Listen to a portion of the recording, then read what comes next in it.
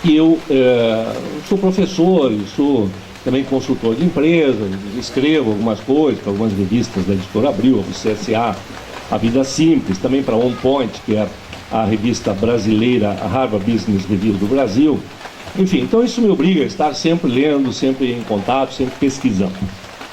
Quando eu percebi que a grande demanda das empresas que me chamavam para atuar como consultor, ou simplesmente para dar uma palestra, quando a grande demanda era o que é que nós vamos fazer na crise, como é que nós vamos sobreviver a esses tempos difíceis, eu fui procurar um pouco de literatura.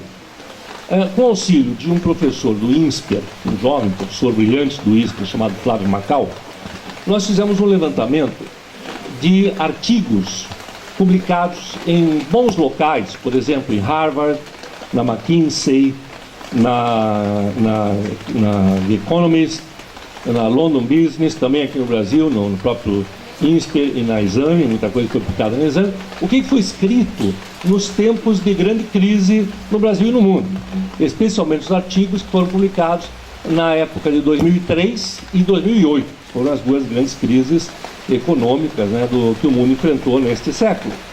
E aí nós levantamos lá uns 60 e tantos artigos que consideramos mais interessantes, começamos a ler e a anotar os chamados pontos comuns. Então, o que os grandes pensadores estão dizendo que a gente deve fazer, as empresas devem fazer em tempos difíceis, como esse que estamos enfrentando agora. Simplesmente ficar apontando culpados, como se disse, não, é um exercício útil, importante, mas que não é o que vai resolver. E aí o que os autores convergem a 3 pontos principais, onde há uma convergência. Esses 3 pontos são os seguintes. Primeiro, claro, artigos, insisto, ligados ao mundo corporativo, às empresas. Mas, de repente, você começa a perceber que são as atitudes que nós também podemos e devemos ter em nossas vidas pessoais, quando estamos enfrentando as nossas crises pessoais. Os 3 pontos de convergência são os seguintes. Primeiro, é uma atenção maior com as pessoas.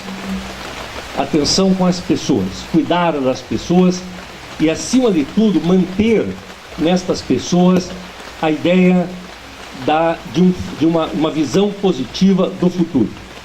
Né? Então, não importa a dificuldade que nós estamos, nós podemos melhorar e há possibilidade que a gente melhore. Eles insistem nisso. Um deles, inclusive, cita o Viktor Frankl, que vocês, não sei quantos de vocês conhecem. O Viktor Frankl é um psicólogo judeu, austríaco, que é preso em Auschwitz e passa praticamente toda a Segunda Guerra Mundial preso em campo de concentração. E esse sujeito consegue sobreviver àquela ignomínia do campo de concentração e consegue também influenciar pessoas ao redor dele, exercendo sobre elas uma influência, porque ele tinha essa percepção de que o futuro poderia ser outra realidade. Ele conservava no presente, na realidade presente, toda a sua lógica, a sua razão para encontrar meios de sobrevivência, mas colocava toda a sua emoção em uma realidade futura que ele desejava. E isso fez com que ele mantivesse a sanidade mental e, como consequência, a sua sanidade física, a sua resistência física. Quando alguém estava muito mal perto dele, ele olhava para o companheiro do infortúnio dele e dizia: sabe qual é o teu problema? É que você não tem sonhos, você não tem planos de vida. E o outro às vezes dizia: Vitor, não sei se você percebeu, nós estamos em um campo de concentração, eu não sei se vou estar vivo amanhã, mas quer que eu tenha sonhos na vida. E ele dizia: quero, porque essa é a garantia de que você vai estar vivo amanhã. Então, manter essa visão positiva do futuro.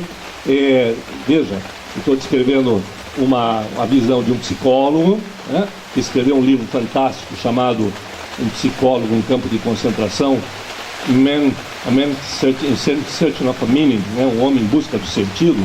Psicólogo, que podemos falar melhor depois sobre isso. Mas estou falando de autores de escolas de negócio, né, quando se refere à estratégia empresarial. O segundo ponto, primeiro então, a atenção com as pessoas, a manutenção da esperança, que falávamos agora há pouco, baseada em indicadores, em dados. O segundo é uma revisão da estratégia da empresa. A empresa, numa crise, não importa se a crise foi gerada fora da empresa ou dentro da empresa, a estratégia tem que ser revista. Pelo simples fato de que aquilo que fazíamos até agora foi o que nos colocou na crise, ou pelo menos não evitou que entrássemos em crise.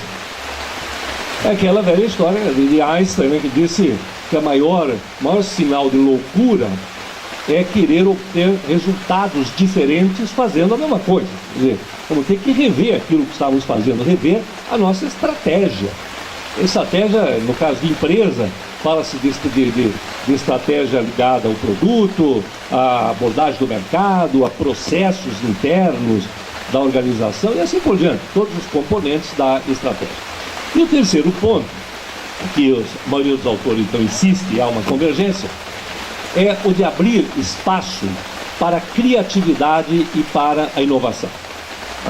Nós temos que pensar diferente, temos que imaginar novas situações, temos que ser criativos. A criatividade, no fundo, é o que nos salva.